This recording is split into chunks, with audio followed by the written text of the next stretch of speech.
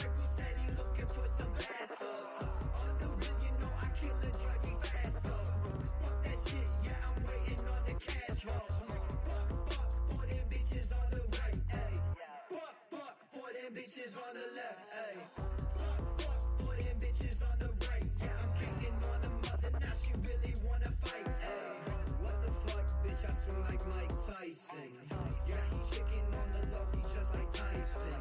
What a cunt, you know, fuck him, I'ma fight him.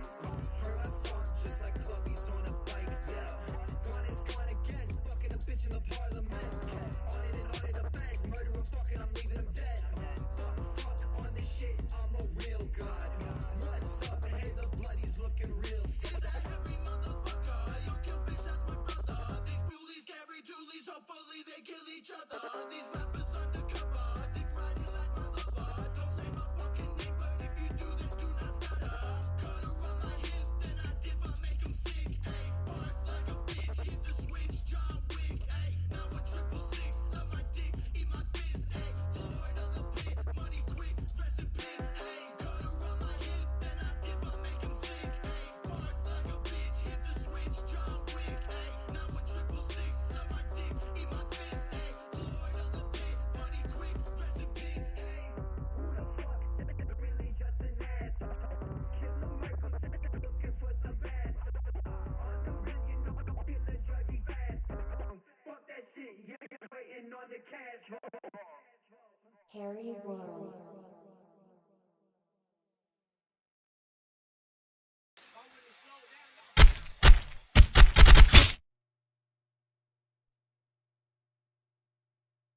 Ladies and gentlemen, we are back here live with Indie Horror Speedruns Marathon 2023. I'm your host, Tom Slays, and we have a special one for you coming up next. So I'm here live with LadyKillahTarek, aka Tarek, and Tarek is going to be running all 3 Northbury Grove games. Tarek, how are you, my friend? Welcome.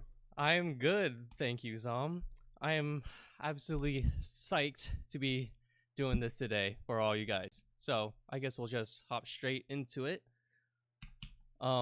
First off, we do have a speedrun mod DLL. So basically, we're just changing the file so we can skip all the cutscenes and all that junk.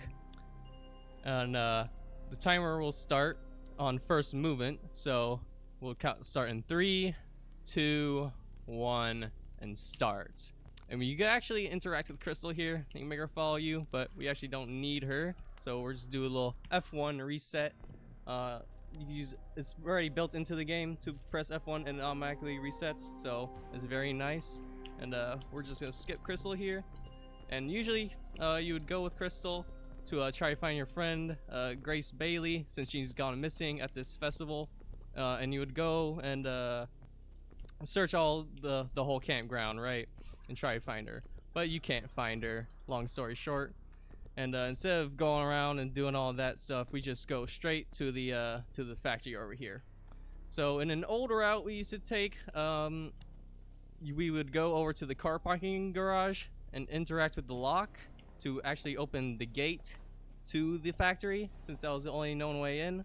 But now we just actually skip all that, since we have this new little tech called the fence skip. This is the old fence right here. Shout out Old Fence Bandit, Pleasantly GG. But anyway, as you can see from this angle, if I look at it right, you see that this fence is slightly sloped, right? Not perfectly straight. And also, all these fences have like multiple fences inside them for some reason. Like just hundreds of fences stacked inside. So if we actually jump on this sloped fence right here and we move our mouse left or right, you see that we slowly go up, right? And then eventually you just pop right over. That seems kind of slow, right? So we actually have this nice little skip right here on the tree. So similarly to how this is sloped, this fence, and we can land on it, the slope at this tree right here is going all the way to about right where my cursor is, right? So we are basically trying to land on that. Oh, and there's also a very specific mechanic, like jumping mechanic, consistent throughout all Northbury Grove games, if I'm not mistaken. So instead of doing normal jumps like any other game, like doing a B hop, trying to time your jump when you land on the frame, right? Instead, you could just spam jump while you're in the air, and then your character will automatically do a little bounce, a little automatic jump when they land again. So when we are doing these fence skips, it's very beneficial for us to spam spacebar. And you can get this angle right. You could do this fence pretty quickly, and almost like 2 jumps, like almost like so, right? And that is the old fence, pretty much boiled down. So the reason we call that the old fence because it's slightly slower and is also a lot more beginner friendly than these other fences I'm about to show you right here. So basically same concept. You see the slope in this tree right here. You see right where it bends. So we are basically aiming to land on that slope. So as soon as we land, we spam, and we just pop right over the fence. This tree is definitely a lot easier than this tree right here. But however, this tree is probably slightly better for a time, since when you land over the fence, you have to go around this truck, right? And we want to go straight to these doors. But if you take that other tree, you just get a slightly better line by landing on top of this truck. I'll try to hit it right now really quick for the stream. But you see, it's very hard to hit just because that slope is way up there.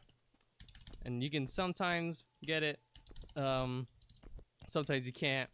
And if you don't get it the first try, then of course you F1 reset and you can just try how many times you want. But this one is definitely by far easier than one right next to it.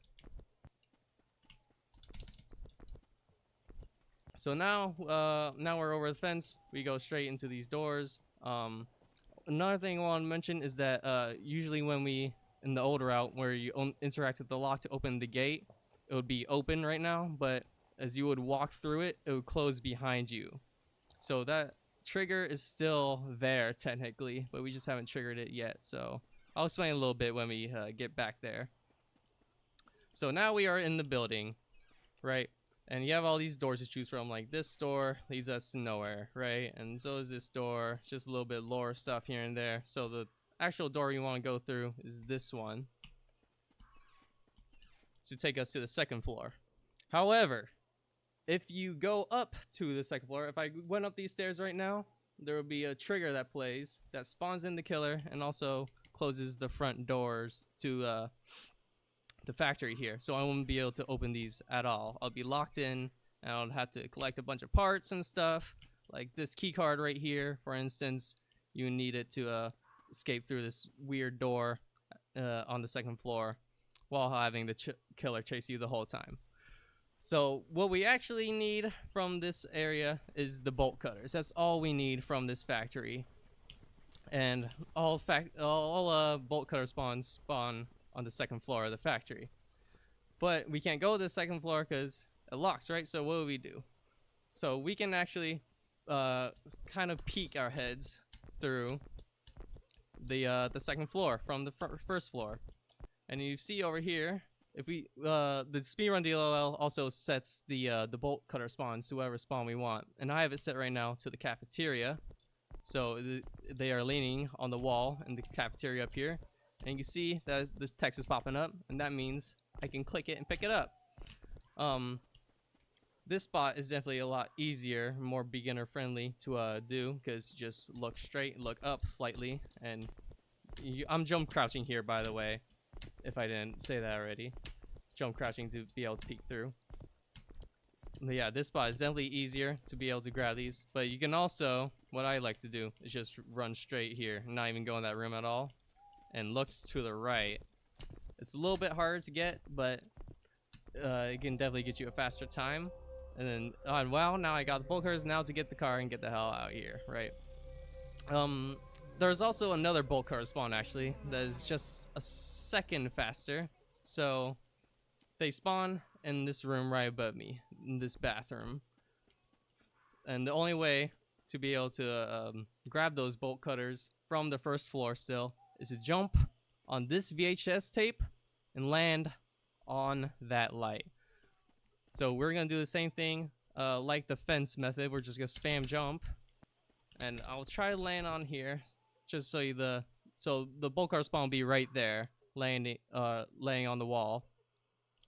But you can't grab it from just sitting still on the light. You would actually have to do a full jump and try to click it in within a few frames, right, as you're going.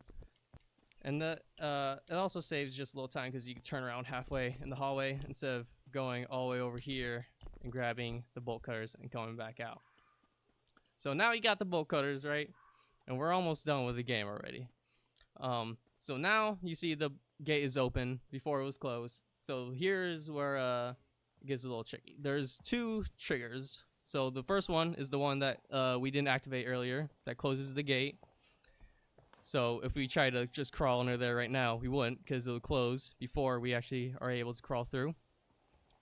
And the second trigger is to spawn Crystal's dead body, because her body has the keys, and then we take those keys to end the game by interacting with the car. So we hit both these triggers at the same spot. We have to line up with pretty much the edge of these pillars right here, or these tubes, cylindrical tubes. And as soon as we jump on it, you can see that the text pops up. So that's how you know that we actually hit the trigger, and that sound cue plays as well. So now Crystal's body spawned, and spawn all the way over here. So we have to just make our way over here. And another thing to note is that because my graphics are on very low, you can't see this building from this angle for some reason, even though it's still there, right? I'm stuck on it. But about at this hump is where you can turn right and not run into the building. So now here's Crystal. And the thing about these keys is that they're really, really small. Like you see, if I'm hovering over it, the text still says Crystal's car's keys, even though I'm not hovering over the keys anymore, right? And that can be really hard to discern whether you're hovering over it or not. So what I like to do is jump at the black top and let go of all my keys. And usually that can send me far enough to land next to the car keys within reach, and then you just click on the keys, pick it up, and then that spawns the killer to break out of the factory, and then he's supposed to be chasing you or whatnot, and you have to find the right car. So the speedrun DLL also makes sure the car spawn is this car every time, because it's different if you do not have this DLL. It can either spawn anywhere in here, or it can even spawn outside. A little troll spawn that the devs put in. And so this this fence right here, you see, is very laggy when I walk into it. That's because there's, I think, thousands of fences, if I'm not mistaken, placed here in like the actual game, right? Like the devs, I guess, just decided to put a bunch of fences there so you couldn't skip or whatever. So we use the bolt cutters to open the lock, but if we try to run forward while opening it, it'll be all laggy like that. So to avoid that, we just simply walk backwards, and then there's no lag. And like I said, in a normal playthrough, you go through all these, try to open them. It's not my car, it's not my car, I don't know which one it is, but we just sit on this one every time. So timer ends in 3, 2, 1. And time stops on the frame. It says, I have found her car. And that, ladies and gentlemen, is Northbury Grove 1. Well done, my friend. Well done. GG. GG's indeed. And I'll be showing King's Comfort, Northbury Grove 2, in a minute. Right. While you get that loaded up, that was quite the tutorial you put on there. So what kind of time are you looking for in King's Comfort? I'm not trying to break any records today. I'm gonna be honest. Maybe we'll save that for another day. So Right. I'll take my time with this one. It should be about 3 minutes, about as long as the last game took me. Excellent. We love that.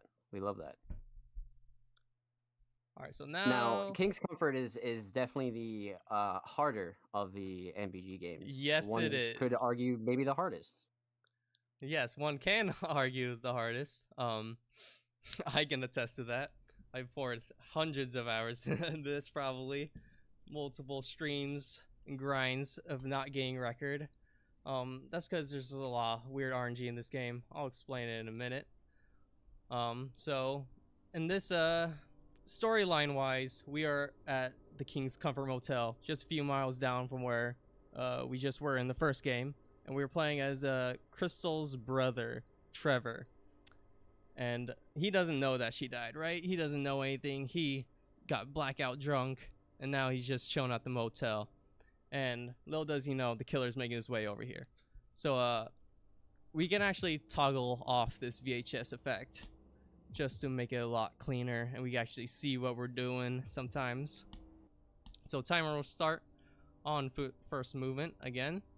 In 3, 2, 1, start. So basically there's a set of keys here that spawn the killer, and we do need the killer to actually end the game, but we cannot get into this room yet since all these doors are locked. And to actually open these doors, we just need to grab these set of keys. And a nice way to grab these set of keys real fast is to do a nice little strafe this way and just try to perfectly time it so when the A set of keys text pops up, you instantly grab it. I'll try to get it a couple times. It can be difficult. This key right here is definitely reset sim. It's a lot like the crystal car keys in the last game. Very small hitboxes, right? So now we can open all these doors, right?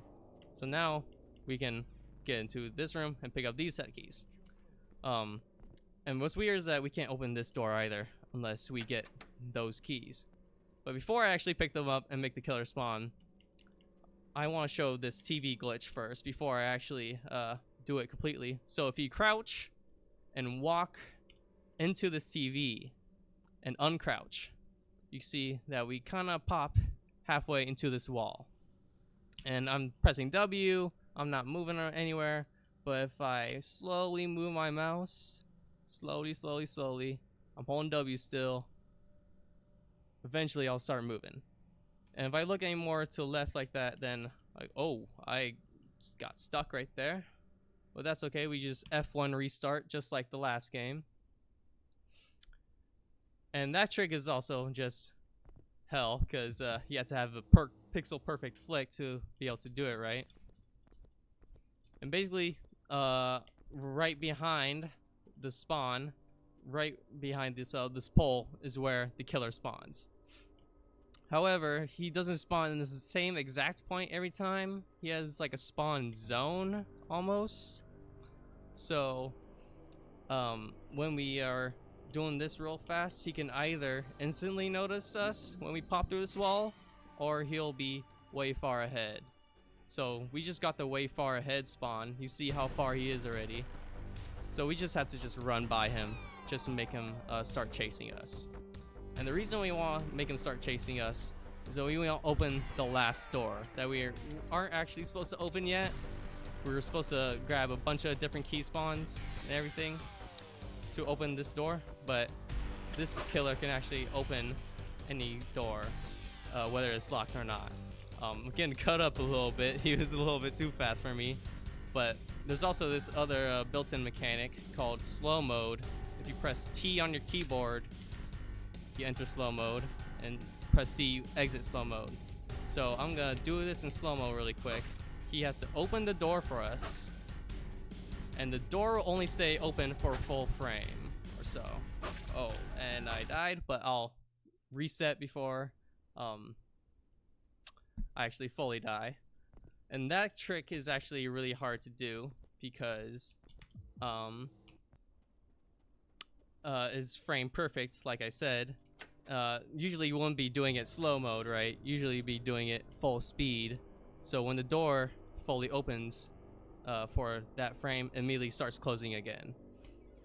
So essentially, we have to slip in, call the cops, and slip back out before the door even closes to get them to call the cops and actually escape without dying in that room.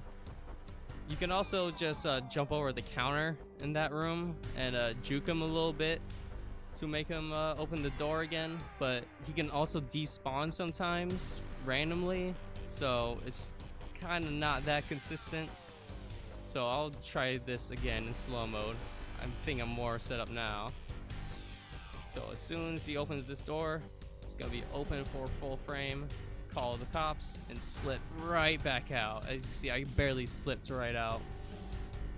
And so now he's chasing us, and now we have to pick up this shotgun, and we have to pop a cap in him. So time ends in 3, 2, oh, and he disappeared. Well,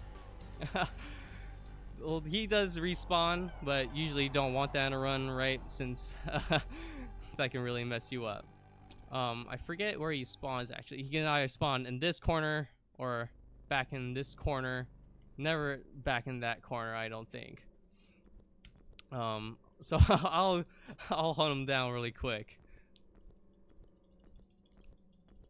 But yeah, this game is definitely the hardest MBG, just because it's so short and you have to have these frame perfect movement, frame perfect driving. You know, it's just overall not a nice time, but it's still a very good game, I would say. All right, so time ends in 3, 2, 1. And also, they change the shooting to be from left click to right click in this game, just to throw you off. You know, Scythe dev team is really a dev team full of trolls. So now the killer is quote unquote dead. You'll see in a minute that he actually disappears. The timer actually used to end on when the cops would arrive. You see in the top right corner of my game that there's countdown going on. That's because it's waiting for the cops to show up, but it's complete RNG when they'll show up. So we decide to remove all that RNG at the end of the game by just having it end on the shotgun blast. And I think they were meaning to add a tunnel here for the cop car to come through, but as you'll see, the cop car will just peek through the mountain, just come out of nowhere. Any minute now, he should be able to show up, and you can see. But yeah, that in the short of it, that is King's Comfort. Yeah. GG's. Well done, my friend. Well done. All right, doesn't yes, look like actually, so I'll just alt F4. Yeah, I'm pretty sure the cop mechanic is like super RNG, if I'm not mistaken, right? Yes, it is complete RNG. Yeah, I believe it is complete RNG. I think we tried to set that in the speedrun DLL, but I don't know if we ever got any success from that. Yeah. I don't think we did. That's a great point. I forgot about that. So that was King's Comfort, my friends. Any percent. That was really well done, my friend. Okay, so last game of the night for Tarek is Northbury Grove Entity. So this will be a quick one. What do you think your time's going to be on Entity, Tarek? I'll go through this slow again. So probably like about 5-ish minutes. Most of the run is like a walking simulator, I guess you could say. So there isn't too much tech, but in the first half of the run there is this cool skip that I'll show you guys, of course. Right. All right, I'm launching. Now, Northbury Grove Entity has actually one of the most annoying main menus that I think I've ever encountered in any game. I'm gonna have to disagree. I love this song. Yeah, something about this for me just never sat right. And also storyline wise, we are playing as a streamer visiting the Northbury Grove 1 map, basically, 1 year after the murders. So usually right when it says stream starting soon, we would actually start the time, since we actually moved during this blind, but I'm just gonna wait till Right. this is over, and then I can start the time on first movement. So we're gonna start in 3, 2, 1. So you see that we are facing this fence right here. So during this blind, we actually want to hold S to walk backwards, and we want to move our mouse slightly to the left, just so we can avoid this container right here, and we can have a barrel line to this door. So right now, we cannot sprint we can't sprint at all actually during any dialogue, but as soon as the dialogue ends, we can sprint. Right, so this is dialogue, and now we can sprint.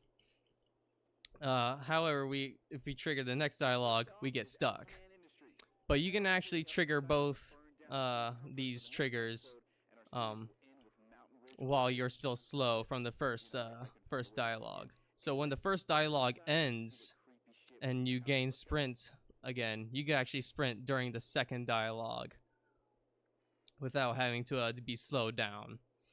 So the first part of the run is just trying to get through this building, activate as many triggers as you can, so you can start sprinting as soon as you can, essentially.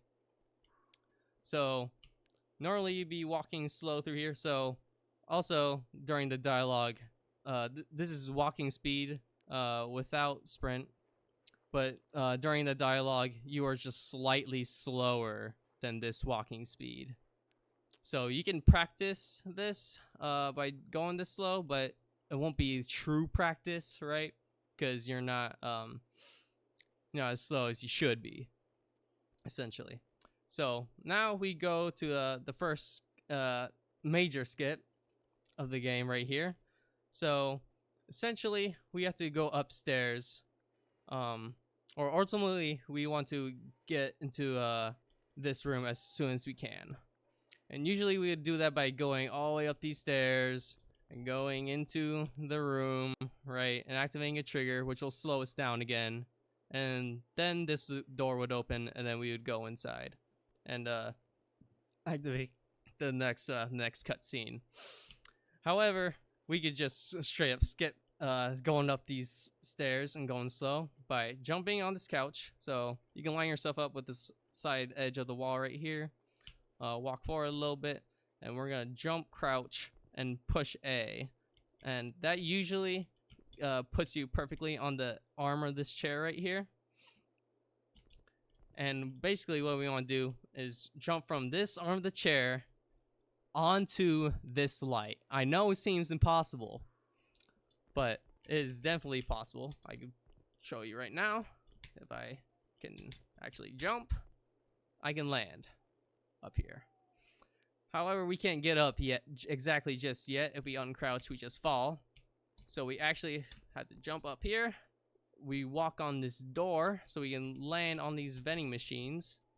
And if you let go of crouch on any part of the vending machine besides around here, then you will not teleport up. But if I stand right here exactly and let go of crouch, you see my head pokes through.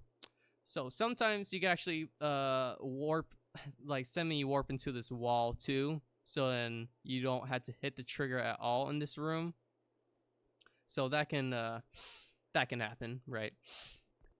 So now we are in this room and we have to activate this trigger. This is the room they supposedly found tons of bodies in, but it looks But like I said, you don't really have to activate this trigger. If you wanted to not do that light jump, you just easily go up the stairs and make your way over here without even going to that room.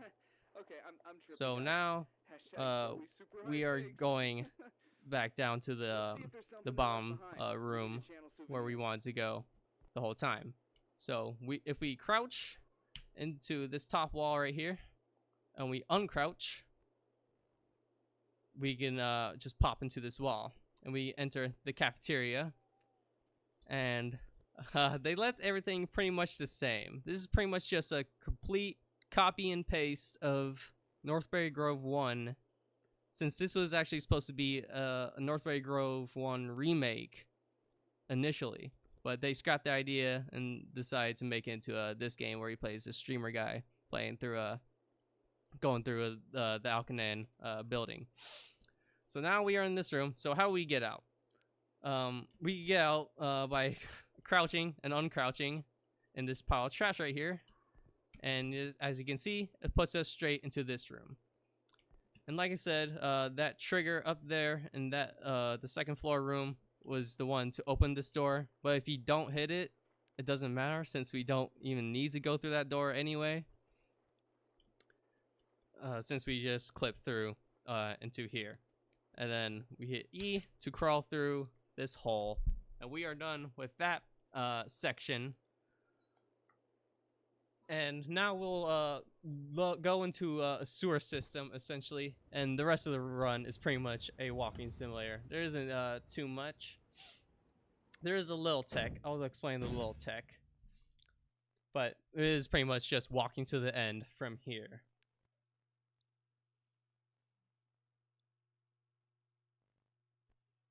And the load times can actually be a little different from runner to runner, depending how good your computer is. Right. Definitely.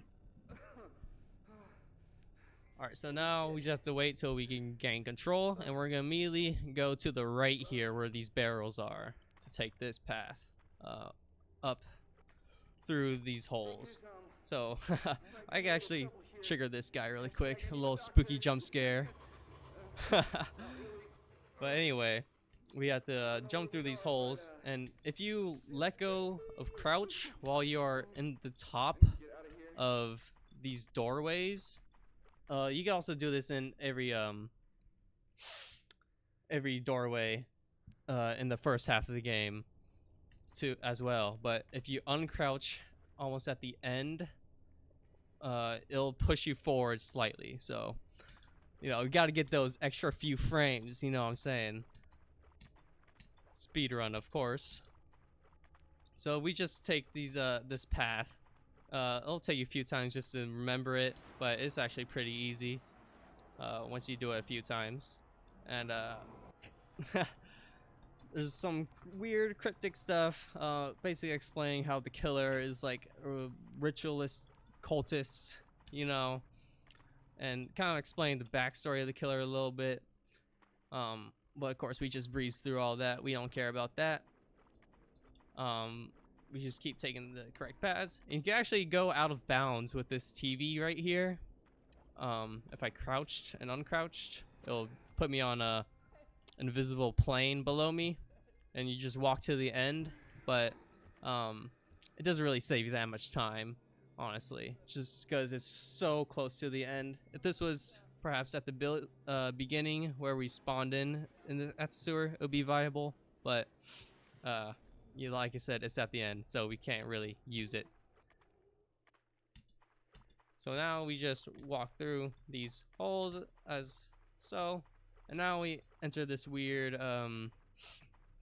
fever dream kind of area with all these creepy figures and everything. You see a little city. I believe the killer named he's dubbed the Slasher, by the way. I believe his full name is Spectre City Slasher. So just some more lore to him, right? Not really anything important. So we just keep walking forward, and then eventually the sun or this light will start getting bigger and bigger. And once it touches us, the game ends. So in 3, 2, 1, and that is about time. And that, ladies and gentlemen, will do it for Entity. Let's go, my friend. GG. Well done. Well done. That was a very informative run there, my friend. Yeah, you know, I mean, you know, we gotta get everyone to run this game. This Northbury Grove series Absolutely. is probably my favorite horror game series. Mild put me on this a long time ago when there was only one run on the board. But yeah, if you guys want to, all these games are free, by the way, on itch.io. So go ahead and play that as Run them. as you Do it. want. Yeah, do it. Exactly. Well done, my friend. GG's. So, as we sent Tarek off, up next we have the Outlast Trials 4-player co-op run. Stay tuned. We'll be Yes, right back. We're going to go sir. to a quick intermission.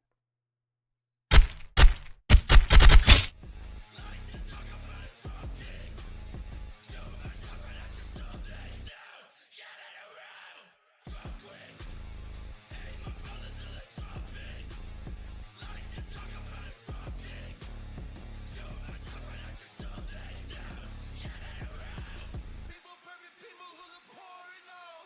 People perfect, people look devoid of the soul. Pop shit. You a place right now to stop it. Coming to me just upon it. Can't believe you want some cop shit. Together you a thorn in my side.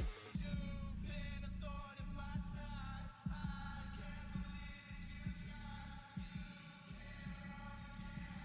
Pay for your sin, let's go for a ride. Drop quick. Hey, my brother till it's dropping. Like to talk about a drop kick. Show my suffering, I just stuff that down. Get it around. Drop quick. Hey, my brother till it's dropping. Like to talk about a drop kick. Show my suffering, I just stuff that down. Get it around.